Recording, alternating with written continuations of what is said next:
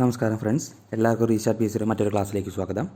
ഇന്നലെ നടന്ന assistant salesman പരീക്ഷയുടെ ചോദ്യപേപ്പറാണ് നമ്മൾ ഡിസ്കസ് ചെയ്യുന്നത്.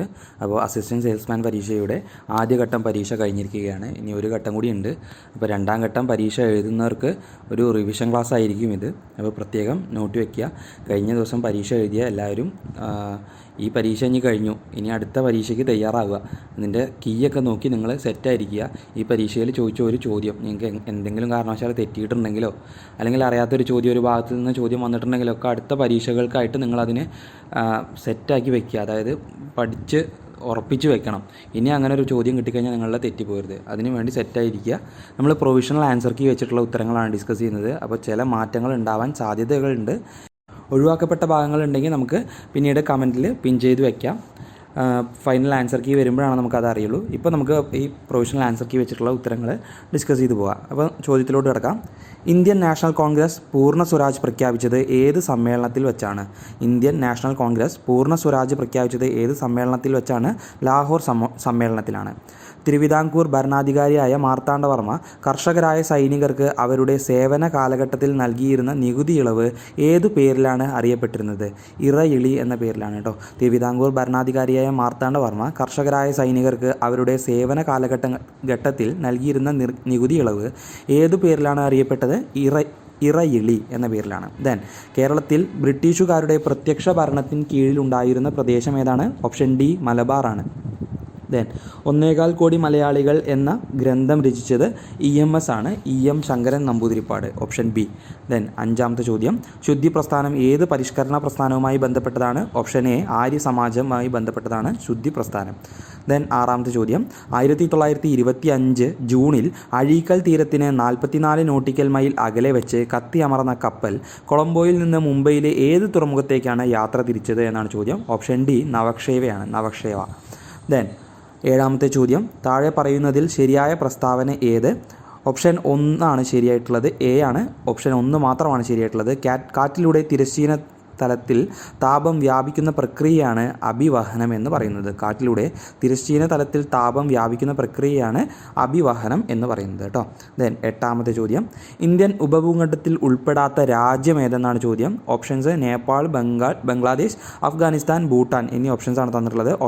ഇവിടെ പ്രൊവിഷണൽ ആൻസർ കീ പ്രകാരം ഓപ്ഷൻ സി ആണ് തന്നിട്ടുള്ളത്. എങ്കിലും ബി വരാനാണ് സാധ്യത. അഫ്ഗാനിസ്ഥാനാണ് ഇന്ത്യൻ ഉപഭൂഖണ്ഡത്തിൽ ഉൾപ്പെടാത്ത രാജ്യങ്ങളുടെ പട്ടികയിൽ വരുന്നത്. ബംഗ്ലാദേശ് വരുന്നതാണ്. അപ്പോൾ ഇവിടെ ഓപ്ഷൻ മാറാനോ അല്ലെങ്കിൽ ഡിലീഷൻ വരാനോ സാധ്യതയുണ്ട്. 9, ഇന്ത്യയുടെ കിഴക്കേ അറ്റത്തുള്ള രേഖാംശമാണ്. ഇന്ത്യയുടെ കിഴക്കേ അറ്റത്തുള്ള രേഖാംശമാണ് ചോദിച്ചിട്ടുള്ളത്. സാധാരണ നമ്മുടെ ഇന്ത്യയുടെ അതിർത്തിയാണ് ചോദിക്കാറ്, അല്ലെങ്കിൽ ഇന്ത്യയുടെ സെൻറ്ററിലൂടെ കടന്നു പോകുന്ന രേഖാംശം ഏതാണ്, മാനക രേഖാംശം ഏതാണെന്നാണ് ചോദ്യം വരാറുള്ളത്. ഇവിടെ ചോദിച്ചിട്ടുള്ളത് ഇന്ത്യയുടെ കിഴക്കേ അറ്റത്തുള്ള രേഖാംശമാണ്. ഓപ്ഷൻ എ ആണ്. 97 ഡിഗ്രി 25 മിനിറ്റ് കിഴക്കാണ് കേട്ടോ. പഞ്ചാബ് ഹരിയാന സമതലത്തിൽ രൂപീകരണത്തിന് കാരണമാകുന്ന നദി. പഞ്ചാബ് ഹരിയാന സമതലത്തിൻ്റെ രൂപീകരണത്തിന് കാരണമാകുന്ന നദി ഓപ്ഷൻ ഡി ആണ്. സിന്ധു നദിയാണ്. പഹൽഗാം തീവ്രവാദ ആക്രമണത്തെ തുടർന്ന് ഇന്ത്യ പാകിസ്ഥാനിലേക്ക് ഒഴുകുന്ന ചിനാബ് നദിയിലെ നീരൊഴുക്ക് തടയാനായി അടച്ച ഡാം ഏതെന്നാണ് ചോദ്യം. ഇവിടെ കൊടുത്തിരിക്കുന്ന ഓപ്ഷൻ തെറ്റാണ്. നമ്മുടെ പ്രൊവിഷണൽ ആൻസർ കീ പ്രകാരം ഡി ആണ്. 3ഉം 1ഉം എന്നാണ് തന്നിട്ടുള്ളത്. എങ്കിൽ ബഗ്ലിഹാർ അണക്കെട്ടാണ് നമുക്ക് ഇവിടെ ഓപ്ഷന് ഉത്തരമായിട്ട് വരുന്നത്. അങ്ങനെയാണെങ്കിൽ സി ആണ് അവിടെ വരുന്നത്. അപ്പോൾ ഇത് ചലഞ്ച് ചെയ്യപ്പെട്ടാൽ ഈ ഓപ്ഷൻ മാറുകയോ അല്ലെങ്കിൽ തെറ്റാവാനോ സാധ്യതയുണ്ട് കേട്ടോ. കേരളത്തിൽ സർക്കാർ നടപ്പാക്കുന്ന വേതന തൊഴിൽ പദ്ധതി ഏതെന്നാണ് ചോദ്യം. Option D ജീവനമാണ്. നഷ്ടപരമായ നശീകരണം എന്ന ആശയം ആവിഷ്കരിച്ചത് ഇവരിലാണ് എന്നാണ് പറഞ്ഞിട്ടുള്ളത്. ഓപ്ഷൻ എ JA ഷൂംപീറ്റർ ആണ്. JA ഷൂംപീറ്റർ. 14, സാധനങ്ങളുടെയും സേവനങ്ങളുടെയും ഉൽപ്പാദന പ്രക്രിയയിൽ ഒരു രാജ്യം അഭിമുഖീകരിക്കുന്ന അടിസ്ഥാന സാമ്പത്തിക പ്രശ്നങ്ങളിൽ സാങ്കേതിക വിദ്യയുടെ തെരഞ്ഞെടുപ്പിനെക്കുറിച്ച് പ്രതിപാദിക്കുന്നത് ചുവടെ തന്നിരിക്കുന്നത് ഏത് ചോദ്യത്തിലാണ് എന്നാണ് ചോദ്യം. ഓപ്ഷൻ ബി എങ്ങനെ ഉൽപ്പാദിപ്പിക്കണം എന്നതാണ്. 16, താഴെ തന്നിരിക്കുന്നവയിൽ ഏത് വിഭാഗമാണ് സാമൂഹിക സുരക്ഷാ കോഡ് 2020 ഉൾപ്പെടാത്തത് എന്നാണ് പറഞ്ഞിട്ടുള്ളത്. ഓപ്ഷൻ സി സർക്കാർ ജീവനക്കാരാണ്. ഓപ്ഷൻ എ ദിവസ സേവനക്കാർ, ഗിഗ് പ്ലാറ്റ്ഫോം തൊഴിലാളികൾ, അതിഥി തൊഴിലാളികൾ എന്നിവർ സാമൂഹിക സുരക്ഷാ കോഡ് 2020 ഉൾപ്പെടുന്നവരാണ്. സർക്കാർ ജീവനക്കാർ അതിൽ ഉൾപ്പെടാത്തവരാണ് കേട്ടോ. 16, വരും തലമുറയ്ക്ക് അവരുടെ ആവശ്യങ്ങൾ നിറവേറ്റാനുള്ള കഴിവിൽ കുറവ് വരാതെ ഇന്നത്തെ തലമുറ അവരുടെ ആവശ്യങ്ങൾ നിറവേറ്റുന്ന സമീപനമാണ് സുസ്ഥിര വികസനം. ഈ പ്രസ്താവന മുന്നോട്ട് വെച്ചത് ഓപ്ഷൻ എ ബ്രെഡ് ലാൻഡ് കമ്മീഷനാണ് കേട്ടോ. 17ാമത്തെ ചോദ്യം, ഒരു പ്രദേശത്തെ 20 അംഗങ്ങളോളം വരുന്ന ആളുകൾ ഒത്തുചേർന്ന ചെറിയ സംഘങ്ങൾ രൂപീകരിക്കുന്നു. ഓരോ അംഗങ്ങളും നിശ്ചിത തുക സംഘത്തിന് നിക്ഷേപിക്കുന്നു. ബാങ്കുകൾ ഈ സംഘങ്ങൾക്ക് കുറഞ്ഞ നിരക്കിൽ വായ്പ നൽകുന്നു. അങ്ങനെ 2 രീതിയിൽ കിട്ടിയ പണം മൂലധനമാക്കി അംഗങ്ങൾക്ക് വായ്പ നൽകുന്നു. ഈ സമ്പ്രദായമാണ് ഓപ്ഷൻ ഡി മൈക്രോ ഫിനാൻസ് എന്ന് പറയുന്നത്. 18ാമത്തെ ചോദ്യം, ഇന്ത്യയുടെ 16ാം ധനകാര്യ commission chairman option B doctor Arvind പനഗരിയാണ്. 19, ഒരു രാജ്യം അതിൻ്റെ മണ്ണ് മാത്രമല്ല, ഒരു രാജ്യം അതിൻ്റെ ജനങ്ങളാണ് എന്ന വരികൾ ഉദ്ധരിച്ചാണ് കേന്ദ്ര ധനകാര്യമന്ത്രി നിർമ്മല സീതാരാമൻ 2025 ബഡ്ജറ്റ് അവതരിപ്പിച്ചത്. ഈ വരികൾ എഴുതിയതാര്? ഓപ്ഷൻ എ ഗുരജട അപ്പറാവു ആണ്. ഗുരജട അപ്പറാവു കേട്ടോ. 20, ഇറാൻ ഇസ്രയേൽ യുദ്ധത്തെ തുടർന്ന് ഇറാനിൽ നിന്നും ഇന്ത്യയിലേക്ക് എത്തിക്കുവാനുള്ള നടപടി അറിയപ്പെടുന്നത് ഏത് പേരിലാണ്? ഓപ്ഷൻ ബി ഓപ്പറേഷൻ സിന്ധു എന്ന പേരിലാണ്. 21, ഇന്ത്യൻ ഭരണഘടനയിലെ മൗലികാവകാശങ്ങളുമായി ബന്ധപ്പെട്ട വകുപ്പ് 19 പെടാത്ത പ്രസ്താവന ഏതെന്നാണ് ചോദ്യം. ഓപ്ഷൻ സി നിയമത്തിന് മുന്നിൽ എല്ലാവരും തുല്യരാണ് എന്നതാണ്. ഇന്ത്യൻ ഭരണഘടനയിൽ മൗലികാവകാശങ്ങളുമായി ബന്ധപ്പെട്ട വകുപ്പ് 19 പെടാത്തത്. 19 പെടുന്നത് സംസാര സ്വാതന്ത്ര്യവും ആവിഷ്കാര സ്വാതന്ത്ര്യവും, ആയുധങ്ങളില്ലാതെ സമാധാനപരമായിട്ടുള്ള സമ്മേളിക്കുക, ഇന്ത്യയിലെവിടെയും സ്വതന്ത്രമായി സഞ്ചരിക്കുക എന്നൊക്കെയുള്ള അവകാശങ്ങൾ ഈ സ്വാതന്ത്ര്യങ്ങളുടെ വിഭാഗത്തിൽ പെടുന്നതാണ് ഈ ആർട്ടിക്കിൾ 19. മൗലിക സ്വാതന്ത്ര്യങ്ങളാണ്. നിയമത്തിന് മുന്നിൽ എല്ലാവരും തുല്യരാണ് എന്നുള്ളത് മറ്റ് ആർട്ടിക്കിളാണ് കേട്ടോ. മൗലിക അവകാശങ്ങളിൽ പെടുന്നത് തന്നെയാണെങ്കിൽ പോലും മൗലിക സ്വാതന്ത്ര്യത്തിൽ പെടുന്നതല്ല കേട്ടോ. 22, സോഷ്യലിസം, മതേതരത്വം എന്ന 2 വാക്കുകൾ 42ാം ഭേദഗതിയിലൂടെ ഭരണഘടനയുടെ ഏത് ഭാഗത്താണ് കൂട്ടിച്ചേർത്തതെന്നാണ് പറഞ്ഞിട്ടുള്ളത്? ഓപ്ഷൻ എ ആമുഖത്തിലാണ് ഈ 2 വാക്കുകൾ കൂട്ടിച്ചേർത്തിട്ടുള്ളത്. 42ാം ഭരണഘടനാ ഭേദഗതി എല്ലാ വീഡിയോയിലും ഞാൻ പറയാറുള്ളതാണ്. 42ാം ഭരണഘടനാ ഭേദഗതി വളരെ ഇമ്പോർട്ടൻ്റ് ആണ്, നിങ്ങൾ നിർബന്ധമായിട്ട് നോക്കി വയ്ക്കുക. 23, സുതാര്യവും ഊർജ്ജസ്വലവുമായ സർക്കാർ പദ്ധതി ചുവപ്പ് നാടയില്ലാതെ എല്ലാവരിലേക്കും സുരക്ഷിതവും വേഗത്തിലുള്ളതുമായ വിവരങ്ങൾ എത്തിച്ചേരുന്നു. വിവേചനമില്ലാതെ എല്ലാ പൗരന്മാർക്കും ലഭ്യമാകുന്ന പദ്ധതി. ഈ ഗവേണൻസിനെ കുറിച്ച് ഈ പ്രസ്താവന ആരുടേതാണെന്നാണ് ചോദ്യം. ഓപ്ഷൻ ഡി ആണ് APJ അബ്ദുൽ കലാം. 34, ചേരുംപടി ചേർക്കുക എന്നാണ് പറഞ്ഞിട്ടുള്ളത്. ഇതിൽ യൂണിയൻ ലിസ്റ്റിൽ വരുന്നത് ഓപ്ഷൻ എ ആണ് ഉത്തരമായിട്ടുള്ള വരുന്നത്. 1 സി സെൻസസ്, യൂണിയൻ ലിസ്റ്റിൽ പെടുന്നതാണ് സെൻസസ്. സംസ്ഥാന ലിസ്റ്റിൽ വരുന്നതാണ് ജയിലുകൾ. കൺകറൻറ്റ് ലിസ്റ്റിൽ വരുന്നതാണ് വനം എ. അവശിഷ്ട അധികാരത്തിൽ വരുന്നതാണ് ബി സൈബർ നിയമങ്ങൾ കേട്ടോ. അതിൽ സൈബർ നിയമങ്ങൾ നമുക്കറിയാം, അത് കിട്ടിയാൽ തന്നെ ഓപ്ഷൻ കിട്ടി, നമുക്ക് എ ഓപ്ഷൻ കിട്ടും. അവശിഷ്ടാധികാരം സൈബർ നിയമങ്ങളാണെന്ന് നമുക്കറിയാം. കാരണം ഭരണഘടന രൂപവൽക്കരിക്കുന്ന സമയത്ത് കമ്പ്യൂട്ടറുമായി ബന്ധപ്പെട്ട നിയമങ്ങളോ നമ്മുടെ നാട്ടിലില്ല. അതുകൊണ്ട് തന്നെ അതിന് ശേഷം വന്നിട്ടുള്ള എല്ലാ സാധനങ്ങളും നമ്മൾ എന്തിലാണ് പെടുത്തുക? ഭരണഘടനാ നിർമ്മാണത്തിന് ശേഷം വന്നിട്ടുള്ള എല്ലാ വിഷയങ്ങളും നമ്മൾ പെടുത്തുന്നത് അവശിഷ്ടാധികാരങ്ങളിലാണ്. അപ്പോൾ അത് പ്രത്യേകം ശ്രദ്ധിച്ച് വെക്കുക. നമുക്കവിടെ ഇങ്ങനെയാണ് അതിലൊരു ചോദ്യം നമ്മൾ അറ്റൻഡ് ചെയ്യേണ്ടത്. എല്ലാ ചോദ്യവും വായിച്ചിട്ട് ചിലപ്പോൾ നമുക്ക് കൺഫ്യൂസിങ് ആയിട്ടുള്ള പല കാര്യങ്ങളുണ്ടാവും, അല്ലെങ്കിൽ അറിയാത്ത കാര്യങ്ങളുണ്ടാവും.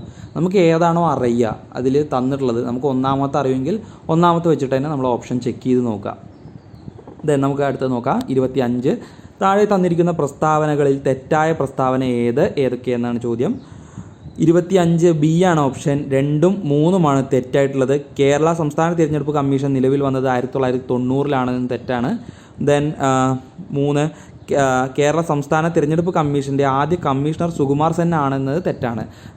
ഇന്ത്യയിലെ ആദ്യ തിരഞ്ഞെടുപ്പ് കമ്മീഷണറാണ് സുകുമാർ സെൻ. കേരള സംസ്ഥാന തിരഞ്ഞെടുപ്പ് കമ്മീഷൻ്റെ ആദ്യ കമ്മീഷണർ അല്ല സുകുമാർ സെൻ. പ്രത്യേകം ശ്രദ്ധിച്ചു വയ്ക്കുക. ശരിയായിട്ടുള്ളത് കൂടി നോക്കാം. 73, 74 ഭരണഘടനാ ഭേദഗതിയിലൂടെ അടിസ്ഥാനത്തിലാണ് സംസ്ഥാന തിരഞ്ഞെടുപ്പ് കമ്മീഷൻ നിലവിൽ വന്നത് എന്നത് ശരിയായിട്ടുള്ള പ്രസ്താവനയാണ്. അപ്പോൾ ആ കൊല്ലം നോക്കിയാൽ തന്നെ നമുക്കറിയാം സംസ്ഥാന തിരഞ്ഞെടുപ്പ് കമ്മീഷൻ നിലവിൽ വന്നത് എന്നാണെന്നുള്ളത് കേട്ടോ.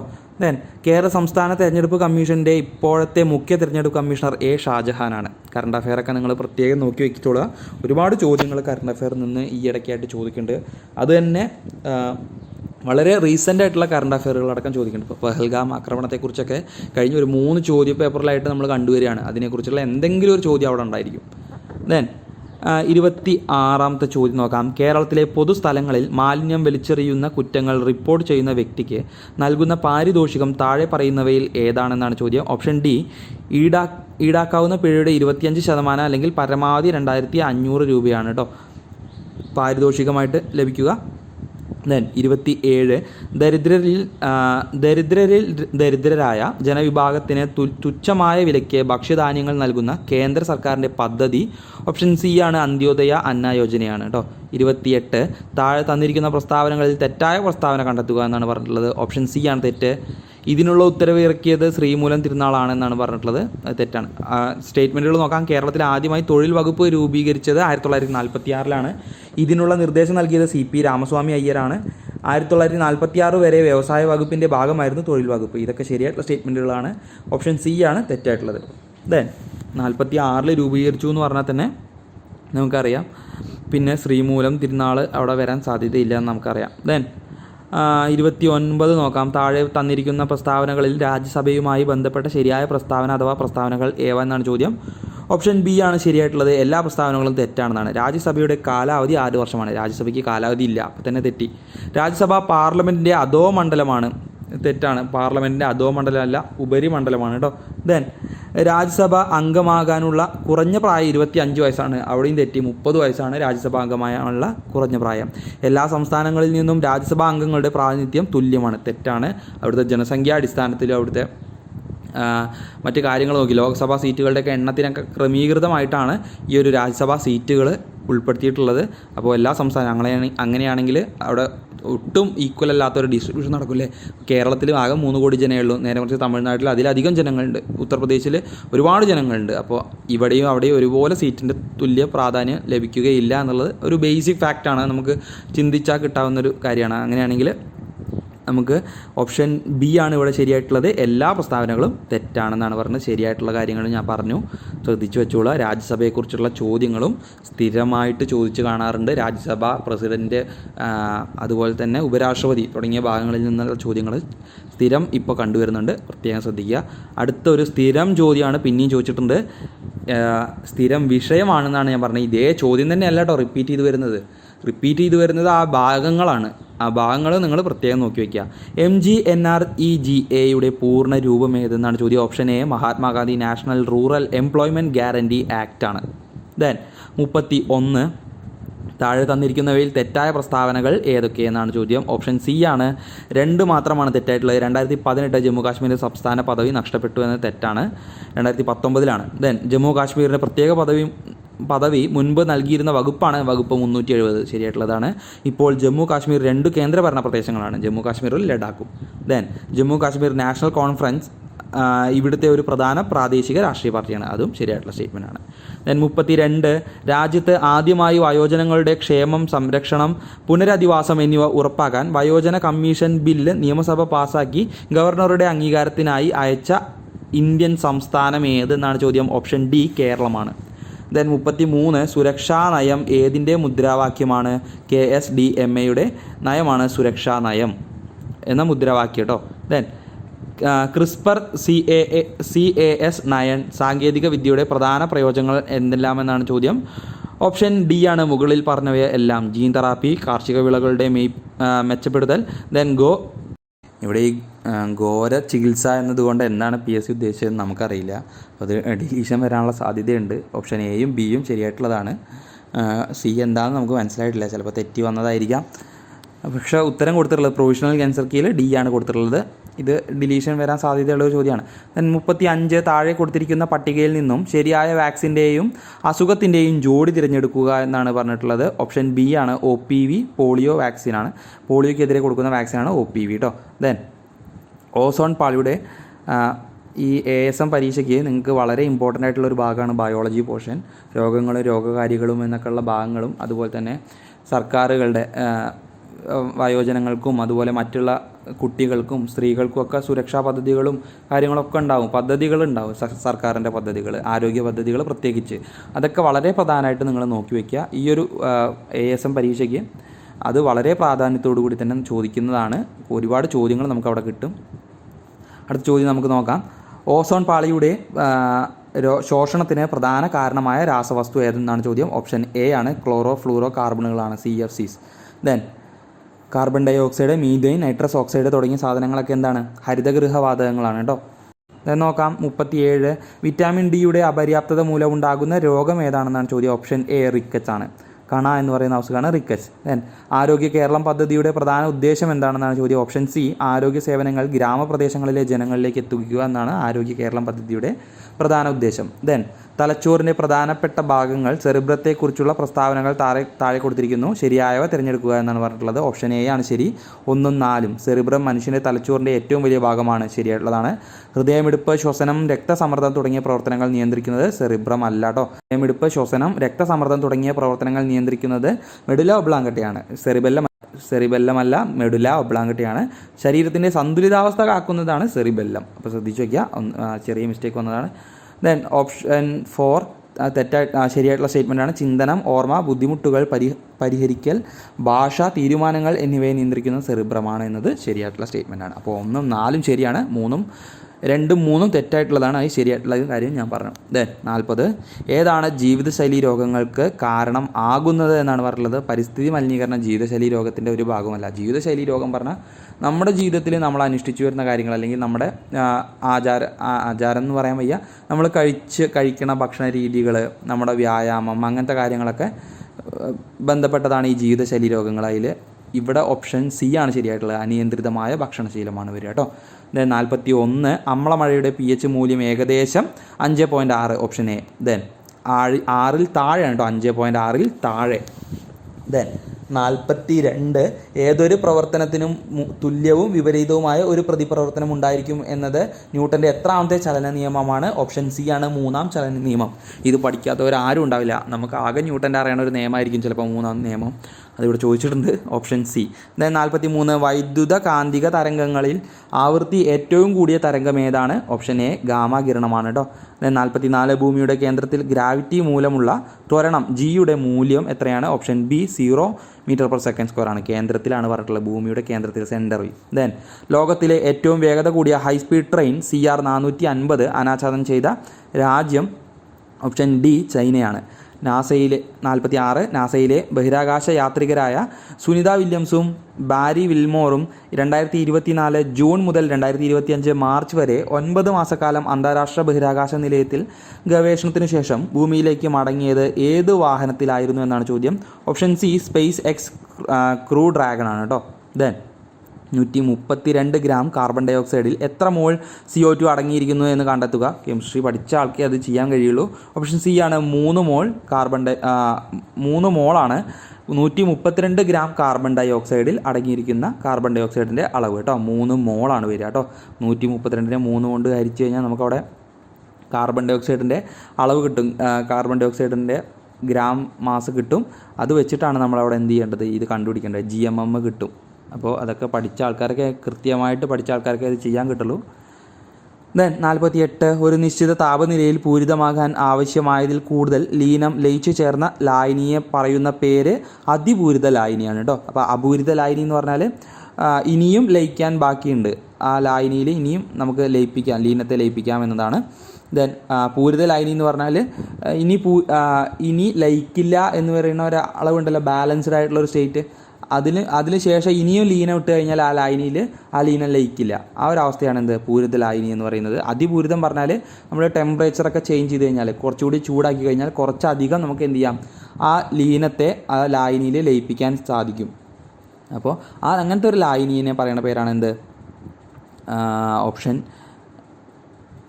സി അതിപൂരിത ലായനി എന്ന് പറയുന്നത്. അതാണ് ചോദ്യമായിട്ട് തന്നിട്ടുള്ളത്. 49 സ്ഥിര കാന്തങ്ങൾ നിർമ്മിക്കാൻ ഉപയോഗിക്കുന്നത് ഏത് ലോഹസങ്കരമാണ്? അൽനിക്കോയാണ് കേട്ടോ. Option A. ദെൻ ഒരു ചരക്ക് കപ്പൽ അപകടത്തിൽപ്പെട്ടാൽ അതിലെ കണ്ടെയ്നറുകളിൽ കാൽസ്യം കാർബൈഡ് ഉണ്ടെങ്കിൽ അതിന് ജലവുമായി സമ്പർക്കമുണ്ടാകുമ്പോൾ പുറത്തുവരുന്ന വാതകം ഏത്? Option B അസറ്റലൈൻ.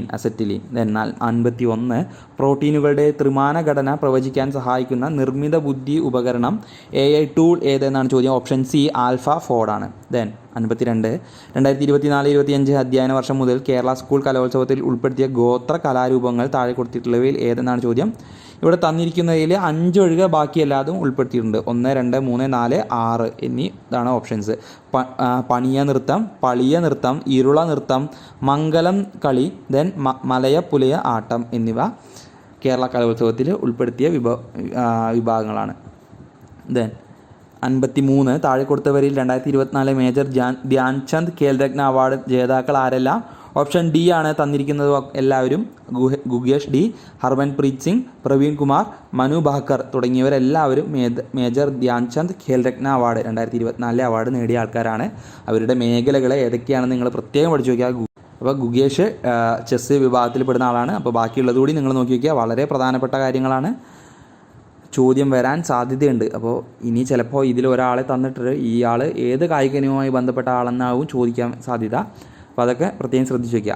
54/2025 ജൂണിൽ ഉദ്ഘാടനം ചെയ്യപ്പെട്ട ലോകത്തിലെ ഏറ്റവും ഉയരം കൂടിയ റെയിൽവേ കമാന പാലം ഏതെന്നാണ് ചോദ്യം. 54 ഓപ്ഷൻ ബി ചെനാബ് റെയിൽവേ പാലമാണ്. 55 ചേരുംപടി ചേർക്കുക. ഓപ്ഷൻ എ ആണ് ശരിയായിട്ടുള്ളത്. നിരീശ്വരൻ എന്ന കൃതി എഴുതിയത് VJ ജെയിംസ് ആണ്. മീശ ഹരീഷാണ്. ഒരുപാട് വിവാദം ഉണ്ടായതാണ്, അതുകൊണ്ട് നമുക്ക് അത് അറിയുണ്ടാവും അല്ലേ. അപ്പോൾ നമുക്ക് 2 ഓപ്ഷനായിട്ട് ചുരുക്കാം, എയും ഡിയുമായിട്ട് ചുരുക്കാം, അതെങ്കിലും അറിയുമെങ്കിൽ. 3 ലണ്ടൻ ബത്തേരിയിലെ ലുത്തീനിയകൾ എന്നത് NS മാധവൻ്റെ കൃതിയാണ്. 4 സമ്പർക്ക ക്രാന്തി എന്നത് വി ഷിനിലാൽ എഴുതിയ കൃതിയാണ്. ഓപ്ഷൻ എ ആണ് ഇവിടെ ശരിയായിട്ട് വരുന്നത് കേട്ടോ. കേരള സർക്കാരിൻ്റെ പരമോന്നത സാഹിത്യ ബഹുമതി ഓപ്ഷൻ സി എഴുത്തച്ഛൻ പുരസ്കാരമാണ്. 57 ശരിയായ ജോഡികൾ കണ്ടെത്തുക. ഓപ്ഷൻ ബി ആണ് ശരി, 1ഉം 3ഉം വൈശാഖ മഹോത്സവം കൊട്ടിയൂർ ക്ഷേത്രവുമായി ബന്ധപ്പെട്ടത്. പുത്തിരി തിരുവപ്പന ശ്രീ മുത്തപ്പൻ ക്ഷേത്രം പറശ്ശിനിക്കടവുമായിട്ട് ബന്ധപ്പെട്ടതുമാണ്. 58ാമത്തെ ചോദ്യം, 2025 യുനെസ്കോയുടെ മെമ്മറി ഓഫ് വേൾഡ് രജിസ്റ്ററിൽ ഇടം പിടിച്ച 2 ഇന്ത്യൻ ഗ്രന്ഥങ്ങൾ ഏതെല്ലാം? ഓപ്ഷൻ സി ആണ് ഉത്തരം. 1ഉം 2ഉം ഭഗവത്ഗീതയും നാട്യശാസ്ത്രവുമാണ് കേട്ടോ. നെറ്റ്വർക്കിൽ ഉൾപ്പെട്ടിരിക്കുന്ന കമ്പ്യൂട്ടറുകൾക്ക് സ്വയം IP വിലാസം ലഭ്യമാക്കുന്ന സാങ്കേതികവിദ്യ option C dynamic host configuration പ്രോട്ടോക്കോളാണ് കേട്ടോ. 60 താഴെ പറയുന്നവയിൽ ഒരു ഡാറ്റാബേസ് മാനേജ്മെൻറ്റ് സിസ്റ്റം അല്ലാത്തത് ഏത്? ഓപ്ഷൻ ഡി ആണ് ലിബ്രെ ഓഫീസ് ഇംപ്രസ് ആണ്. താഴെ പറയുന്നവയിൽ ഡാറ്റാബേസ് മാനേജ്മെൻറ്റ് സിസ്റ്റം അല്ലാത്തതാണ് ചോദ്യം. ഡാറ്റാബേസ് മാനേജ്മെൻറ്റ് സിസ്റ്റം ഏതൊക്കെയെന്ന് നോക്കാം. MySQL, ഒറാക്കിൾ, മൈക്രോസോഫ്റ്റ് ആക്സസ് എന്നിവയാണ് കേട്ടോ. 61 ഒരു സ്വതന്ത്ര വിവര വിനിമയ നവ സാമൂഹിക മാധ്യമം ആണ് ഡാഷ് എന്നാണ് പറഞ്ഞിട്ടുള്ളത്. ഡയാസ്പോറയാണ് കേട്ടോ. ഡയാസ്പോറ ഒരു സ്വതന്ത്ര വിവര വിനിമയ നവ സാമൂഹിക മാധ്യമം ആണ്. 2025 ജനുവരിയിൽ ചൈനീസ് കമ്പനി അവതരിപ്പിച്ച ആർട്ടിഫിഷ്യൽ ഇൻ്റലിജൻസ് അടിസ്ഥാനമാക്കി പ്രവർത്തിക്കുന്ന chat bot option D deep സീക്കാണ്. Deep seek. 63 ഇന്ത്യയിലെ ക്വാണ്ടം ഇൻഡസ്ട്രി വികസിപ്പിക്കുന്നതിനായി ആദ്യത്തെ ക്വാണ്ടം വാലി ടെക് പാർക്ക് ആരംഭിച്ചത് ഏത് നഗരത്തിലാണ്? ഓപ്ഷൻ സി ആണ് അമരാവതി. അമരാവതിയാണ് ഓപ്ഷനായിട്ട് തന്നിട്ടുള്ളത്. 63 സി ആണ് നമ്മൾ പറഞ്ഞിട്ടുള്ളത്. 64 നോക്കാം നമുക്ക്. 64ാമത്തെ ചോദ്യം, വിവരാവകാശ നിയമപ്രകാരം വെളിപ്പെടുത്തലിൽ നിന്ന് ഒഴിവാക്കാത്ത വിവരങ്ങൾ പ്രസ്താവിക്കുക എന്നാണ് പറഞ്ഞിട്ടുള്ളത്. ഓപ്ഷൻ എ ആണ് ഉത്തരം. ഓപ്ഷൻ ബി ആണ് കേട്ടോ ഉത്തരം. 1 മാത്രമാണ്. സംസ്ഥാന നിയമസഭയ്ക്ക് നിഷേധിക്കാനാവാത്ത വിവരങ്ങളാണ് വെളിപ്പെടുത്തലിൽ നിന്ന് ഒഴിവാക്കാത്തത്, വിവരാവകാശ നിയമങ്ങളിൽ നിന്നും ഒഴിവാക്കാത്തത്. അപ്പോൾ ഒഴിവാക്കിയത് ഏതൊക്കെയാണ്? ക്യാബിനറ്റ് പേപ്പറുകൾ, വിവരങ്ങൾ വെളിപ്പെടുത്തുന്നത് സംസ്ഥാന നിയമസഭയുടെ പ്രത്യേകാവകാശ ലംഘനത്തിന് കാരണമാകും എന്ന രേഖകൾ, മന്ത്രിമാരുടെ സമിതിയുടെ ചർച്ചകളുടെ രേഖകൾ എന്നിവ വിവരാവകാശ നിയമത്തിൻ്റെ പുറത്ത് നിൽക്കുന്നവയാണ്. 65 ഉപഭോക്തൃ സംരക്ഷണ നിയമത്തിൻ്റെ ഏത് വകുപ്പിലാണ് ഉപഭോക്തൃ അവകാശങ്ങൾ നിർവചിച്ചിട്ടുള്ളത്? ഓപ്ഷൻ ബി 3 ആണ് കേട്ടോ. അതായത് സെക്ഷൻ 8 ആണ്. സെക്ഷൻ 8. ഭരണഘടനയുടെ ഏത് അനുച്ഛേദം പ്രകാരമാണ് പട്ടികജാതിക്കാർക്കായുള്ള ദേശീയ കമ്മീഷൻ രൂപീകരിച്ചിരിക്കുന്നത്? ഓപ്ഷൻ എ 4 ആണ് കേട്ടോ വരുന്നത്. 338. നമ്മളിവിടെ 4 എന്ന് കാണുമ്പോൾ നമ്മൾ നേരെ ഓപ്ഷൻ ഡി എഴുതും ഓർമ്മയില്ലാതെ. അപ്പോൾ പ്രത്യേകം ശ്രദ്ധിക്കുക, ഇവിടെ 4 തന്നിരിക്കുന്നത് ഓപ്ഷൻ എയിലാണ് കേട്ടോ. അപ്പോൾ 338 പ്രകാരമാണ് പട്ടികജാതിക്കാർക്കുള്ള ദേശീയ കമ്മീഷൻ രൂപീകരിച്ചത്.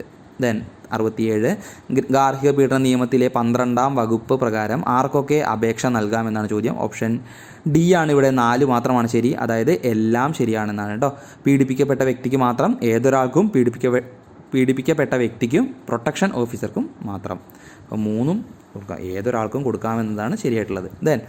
68 പോക്സോ നിയമപ്രകാരം കുട്ടിയുടെ നിർവചനത്തിൽ വിഭാവനം ചെയ്യപ്പെട്ട പ്രായം ഓപ്ഷൻ സി 2 മാത്രമാണ്, അതായത് 18 വയസ്സിന് താഴെ.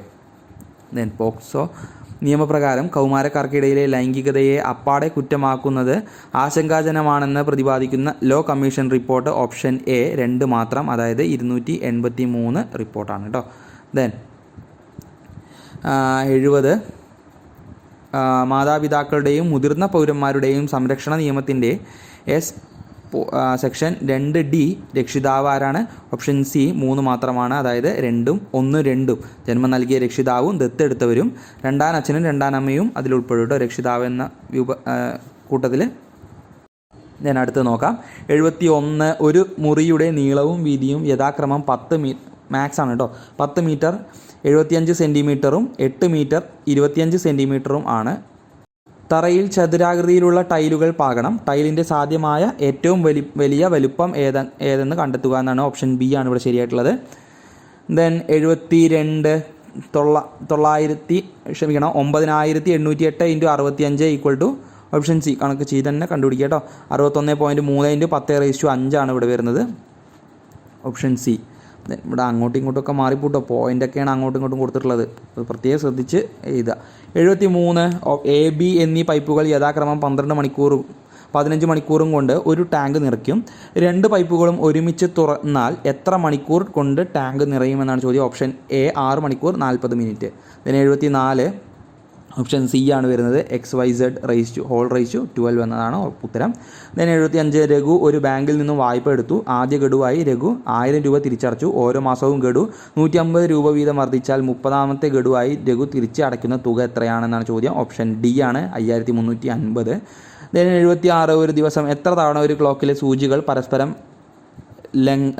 ലംബ കോണിലായിരിക്കുമെന്നാണ് ചോദ്യം. Option C 44. then 77 WFB TGD QHG ഒരു പാറ്റേൺ തന്നിരിക്കുകയാണ്. അതിലടുത്തത് ഏതാണെന്നാണ് ചോദ്യം. ഓപ്ഷൻ എ ആണ് NIK. then 78 5 16 51 158 അടുത്ത പദം കണ്ടുപിടിക്കാനാണ് പറഞ്ഞിട്ടുള്ളത്. ഓപ്ഷൻ ബി ആണ് 481 ആണ് വരുന്നത് കേട്ടോ. then 79 ഒറ്റയാനെ കണ്ടെത്തുക. ഓപ്ഷൻ ഡി ആണ് ഇവിടെ വരുന്നത്. NORGAE ആണ് ഒറ്റയാനായിട്ടുള്ളത്. then 80 ആണ് ചോദ്യം. 16/4/2020 തുടങ്ങിയ 9 മാസവും 6 ദിവസവും പൂർത്തിയാകുന്ന തീയതി. 16/4/2020 തുടങ്ങി 9 മാസവും 5 ദിവസവും പൂർത്തിയാകുന്ന തീയതി ഏതെന്നാണ് ചോദ്യം. Option D 20/1/2021. then ഇംഗ്ലീഷിലെ ചോദ്യങ്ങൾ നോക്കാം. 81 teacher could not help dash at criticism. Laughing at criticism ആണ്. Option C. then if I have the money I dash a new dress for you. I will buy a new dress for you ആണ്. Option A. then my mother dash in this house for 10 years. My mother had been living in this house for 10 years. Option B. then 84 the poem tempts the reader to ponder dash the beauty of nature. ponder over the beauty of nature. Option D ആണ് വരിക.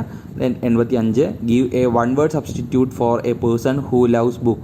Option A bibliophile ആണ് കേട്ടോ. Bibliophile option A. then 86 the correctly spelled word ആണ് ഇവിടെ ചോദിച്ചിട്ടുള്ളത്. Vacuum ആണ് തന്നിട്ടുള്ളത്. Option C vacuum. VACUUM ആണ് കേട്ടോ. VACUUM. then 87 what does the foreign phrase vis a vis mean. Vis a vis means option B in relation to എന്നാണ് കേട്ടോ. then sheep flock. Fish ആണെങ്കിൽ എന്താണ് വരിക? ഓപ്ഷൻ ഡി സ്കൂളാണ് കേട്ടോ. അപ്പോൾ ഫിഷിൻ്റെ കൂട്ടത്തെ പറയുന്നതാണ് സ്കൂൾ എന്ന്. then 89 change in to reported speech. His father asked do you think you know the lesson better than your teacher. ഒരു ക്വസ്റ്റ്യൻ ആണല്ലേ അവിടെ. അപ്പോൾ ഓപ്ഷൻ എ ആണ് ഇവിടെ വരിക. His father asked whether he thought he knew the lesson better than his teacher. then option A ആണ് അവിടെ ശരിയായിട്ടുള്ളത്. then 90 expand RDX royal demolition explosive എന്നാണ് RDXൻ്റെ ഫുൾ ഫോം. then 91 മലയാളം ചോദ്യങ്ങളാണ്. താഴെ തന്നിരിക്കുന്നവയിൽ മകൻ്റെ ഭാര്യ എന്നർത്ഥം വരുന്ന പദം ഏതെന്നാണ് ചോദ്യം. വളരെ റിപ്പീറ്റഡ് ആയിട്ടുള്ളൊരു ചോദ്യമാണിത്. നമ്മളൊക്കെ സ്ഥിരം പഠിക്കുന്ന ചോദ്യമാണ്. മകൻ്റെ ഭാര്യ സ്നുഷ. then വ്യാകരണം പഠിച്ചിട്ടുള്ളവൻ എന്നതിൻ്റെ ഒറ്റപ്പേര് വൈയാകരണനാണ്. Option B വൈയാകരണനാണ് ശരിയായിട്ടുള്ളത്. അപ്പോൾ അത് എങ്ങനെയാണ് കൃത്യമായിട്ട് എഴുതാമെന്നുകൂടി നോക്കി വെച്ചോളാം. 93 തെറ്റായ പുല്ലിംഗ സ്ത്രീലിംഗ ജോഡി. ഓപ്ഷൻ ഡി ജനകൻ ജാനകി എന്നത് തെറ്റാണ്. ജനകൻ്റെ മകളാണ് ജാനകി. പുല്ലിംഗവും സ്ത്രീലിംഗവും അല്ല കേട്ടോ. അപ്പോൾ ലേഖകൻ ലേഖിക, ദേവൻ ദേവി, സ്വാമി സ്വാമിനി എന്നത് ശരിയായിട്ടുള്ള രൂപങ്ങളാണ്. then കൊന്നമരം എന്ന അർത്ഥം വരാത്ത പദമാണ്. ഓപ്ഷൻ ഡി സൗവർണം എന്നത് കൊന്നമരം എന്ന അർത്ഥം വരാത്തതാണ്. അരഗ്വതം, സുവർണകം, ദെൻ കർണികാരം എന്നിവയൊക്കെ കൊന്ന മരം എന്ന അർത്ഥം വരുന്ന പദങ്ങളാണ്. ദെൻ അവസാനിപ്പിക്കുക എന്നർത്ഥം വരുന്ന ശൈലി ഭരതവാക്യം ചൊല്ലുക എന്നതാണ്. അവസാനിപ്പിക്കുക, ഭരതവാക്യം ചൊല്ലുക. കച്ച കിട്ടുക, ഇറങ്ങിത്തിരിക്കുക എന്ന അർത്ഥത്തിലാണ് കേട്ടോ. ദെൻ 96 പരോപകാരം എന്ന പദം പിരിച്ചെഴുതിയാൽ പര പ്ലസ് ഉപകാരമാണ് പരോപകാരം. പര പ്ലസ് ഉപകാരം. ദെൻ അന്തർമുഖൻ എന്ന പദത്തിൻ്റെ വിപരീത പദം ബഹിർമുഖനാണ്. അന്തർമുഖൻ്റെ വിപരീതം ബഹിർമുഖൻ. ദെൻ 98 പാത്രമറിഞ്ഞ് ദാനം ചെയ്യണം എന്ന പഴഞ്ചൊല്ലിൻ്റെ പൊരുൾ ആളറിഞ്ഞ് ദാനം നൽകണം എന്നതാണ്. അർഹിക്കണവർക്കാണ് എന്ത് കൊടുക്കുക, ദാനം കൊടുക്കേണ്ടത് എന്നതാണ് ഉദ്ദേശിക്കുന്നത്. ദെൻ 90 നമ്മളെ ചതിക്കണ ഒരാൾക്കല്ല നമ്മൾ ദാനം ചെയ്യേണ്ടത്. അപ്പോൾ അതൊക്കെ പ്രത്യേകം ശ്രദ്ധിക്കുക. നമുക്കൊന്ന് വായിച്ചാൽ തന്നെ അതിൻ്റെ അർത്ഥങ്ങളും കാര്യങ്ങളും കിട്ടേണ്ടതാണ്. അപ്പോൾ ഇവിടുന്നൊക്കെ നമ്മൾ മാർക്ക് കളയാതിരിക്കാൻ പ്രത്യേകം ശ്രദ്ധിക്കുക. അറിയുന്നില്ല എന്നുണ്ടെങ്കിൽ നമ്മളവിടെ കളയാൻ നിൽക്കരുത് മാർക്ക്. അറിയുന്നതാണെങ്കിൽ അത് ചെയ്ത് പോവുക. നെഗറ്റീവ് വന്നിട്ടാവും ചിലപ്പോൾ ചിലർ കട്ട് ഓഫ് ക്ലിയർ ചെയ്യാതിരിക്കാൻ കാരണമായിട്ടുള്ളത് ചിലപ്പോൾ നമ്മുടെ നെഗറ്റീവ് മാർക്കുകളായിരിക്കും. അപ്പോൾ എത്രത്തോളം നെഗറ്റീവ് വരാതിരിക്കാൻ നമ്മൾ ശ്രമിക്കുക എന്നതാണ് നമ്മൾ ഏറ്റവും പ്രധാനമായിട്ട് കണക്കാക്കേണ്ടത്. പഠിക്കണം കേട്ടോ. പഠിക്കാതെ നമ്മൾ നെഗറ്റീവ് വരുത്തിയില്ല, ഞാൻ 10 ചോദ്യം ചെയ്യുള്ളൂ എന്നൊന്നും വിചാരിച്ചിരിക്കരുത്. അത്യാവശ്യം കട്ട് ഓഫ് ക്ലിയർ ചെയ്യാനുള്ളൊരു മാർക്ക് നമ്മളെപ്പോഴും ഉണ്ടായിരിക്കണം. അടുത്ത ചോദ്യം നോക്കാം. തന്നിരിക്കുന്നവയിൽ തെറ്റായ ജോഡി ഏത്? ഓപ്ഷൻ സി കപോലം തലയോട്ടി എന്നത് തെറ്റാണ്. കപോലം എന്ന് പറയുന്നത് തെറ്റായിട്ടുള്ളതാണ് കേട്ടോ. ക്ഷിതി ഭൂമി, രുതിരം ചോര, സുരതൻ ദേവൻ. കപാലമാണ് തലയോട്ടി കേട്ടോ. ദെൻ തന്നിരിക്കുന്നവയിൽ ശരിയായ വാക്യം ഏതെന്നാണ് ചോദ്യം. പരേതൻ ഒരു വയസ്സുള്ള ഇരട്ട കുട്ടികളുടെ പിതാവാണ് എന്നത് ശരിയായിട്ടുള്ളതാണ്. ഓപ്ഷൻ എ പരേതൻ 1 വയസ്സ് പ്രായമുള്ള 2 ഇരട്ട കുട്ടികളുടെ പിതാവാണെന്ന്. അവിടെ 2 ഇരട്ട കുട്ടികൾ എന്ന് പറയേണ്ട കാര്യമില്ല. ദെൻ പരേതൻ 1 വയസ്സ് മാത്രം പ്രായമുള്ള ഇരട്ട കുട്ടികളുടെ പിതാവാണ്. പരേതൻ 1 വയസ്സ് മാത്രം പ്രായമുള്ള ഇത് രണ്ടും കൂടി എഴുതേണ്ട. 1 വയസ്സ് മാത്രമുള്ള എന്നെങ്കിൽ 1 വയസ്സ് പ്രായമുള്ള എന്നൊന്നും പറയേണ്ട കാര്യമില്ല. 1 വയസ്സുള്ള എന്ന് മാത്രം പറഞ്ഞാൽ മതി. ദെൻ പരേതൻ 1 വയസ്സുള്ള 2 ഇരട്ട കുട്ടികളെ, അവിടെ പിന്നെയും പറഞ്ഞു 2 ഇരട്ട കുട്ടികൾ എന്ന് പറയേണ്ട കാര്യം ഇല്ല. അപ്പോൾ 100 ചോദ്യമാണ് നമ്മൾ ഡിസ്കസ് ചെയ്തത്. കഴിഞ്ഞ ദിവസം നടന്നിട്ടുള്ള ചോദ്യപേപ്പറിലെ ചോദ്യങ്ങളാണ് ഡിസ്കസ് ചെയ്തത്. പ്രൊവിഷണൽ ആൻസർ കീ വെച്ചിട്ടാണ് നമ്മൾ ഡിസ്കസ് ചെയ്തിട്ടുള്ളത് കേട്ടോ. അതുകൊണ്ട് തന്നെ ചില ചോദ്യങ്ങൾ ഡിലീഷൻ വരാനോ അല്ലെങ്കിൽ ഉത്തരം നമ്മൾ പറഞ്ഞതിൽ മാറ്റം വരാനോ സാധ്യതയുണ്ട്. അപ്പോൾ നമുക്കത് ഫൈനൽ ആൻസർ കീ വന്നതിന് ശേഷം നമുക്ക് ഡിസ്കസ് ചെയ്യാം. അപ്പോൾ അടുത്ത ASM പരീക്ഷയ്ക്ക് ഇനി എഴുതാൻ ബാക്കിയുള്ള ആൾക്കാർ ഈ ചോദ്യപേപ്പർ കൂടി ഒന്ന് വാല്യൂ ചെയ്തിട്ട് നിങ്ങൾ അടുത്ത പരീക്ഷയ്ക്ക് തയ്യാറെടുക്കുക. ഇതിൽ വന്നിട്ടുള്ള ഭാഗങ്ങൾ സ്ഥിരമായി ചോദിച്ച് കണ്ടിട്ടുള്ള ഭാഗങ്ങൾ പ്രത്യേകം പഠിച്ച് തന്നെ അടുത്ത പരീക്ഷയ്ക്ക് നിങ്ങൾ പോവുക. പ്രത്യേകം ശ്രദ്ധിക്കുക. മലയാളം, ഇംഗ്ലീഷ്, മാത്സ് തുടങ്ങിയ ഭാഗങ്ങളിൽ നിന്ന് മാക്സിമം അറ്റൻഡ് ചെയ്ത് മാക്സിമം മാർക്ക് ഉണ്ടാക്കുക. അവിടെ നിങ്ങൾക്ക് നെഗറ്റീവുകൾ വരാൻ സാധ്യത കൂടുതലായിരിക്കും. അപ്പോൾ നെഗറ്റീവ് അവിടെ വരാതിരിക്കാൻ പ്രത്യേകം ശ്രദ്ധിക്കുക. അപ്പോൾ ഇത്രയാണ് ഇന്നത്തെ ഈ ക്ലാസ്സിൽ നമ്മൾ ഉൾപ്പെടുത്തിയിട്ടുള്ളത്. മറ്റൊരു ക്ലാസ്സുമായിട്ട് വീണ്ടും വരാം. Thank you.